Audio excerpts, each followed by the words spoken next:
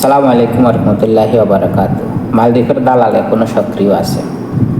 Target আমিও হইতে পারি, টার্গেট আপনিও হইতে পারেন।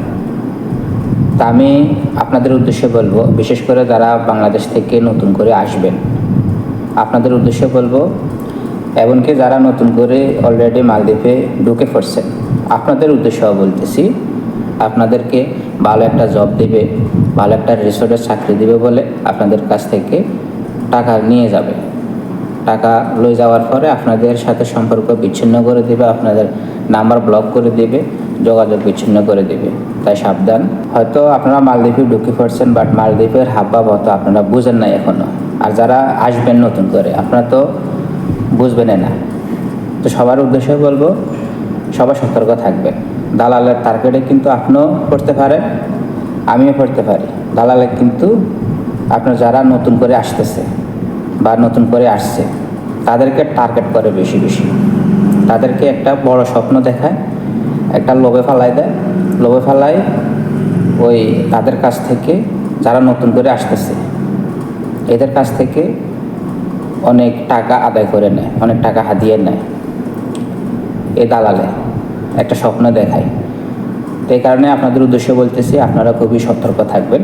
যারা মালদ্বীপের ভিতরে নতুন করে অলরেডি ঢুকে পড়ছেন, আপনারা সতর্ক থাকবেন। যারা মালদ্বীপে নতুন করে আসবেন, আপনারাও সতর্ক থাকবেন। আর আপনারা কোনো দালালের সাথে লেনদেন করার আগে যাচাই বাছাই করে নেবেন।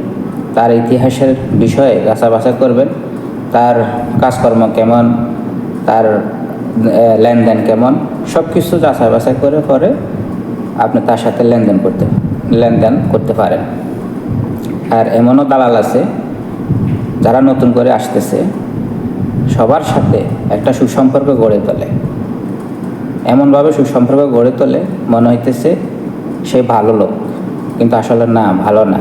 সে ভিতরে দুষ্ট লোক, ভিতরে প্রতারণা করে সবার সাথে।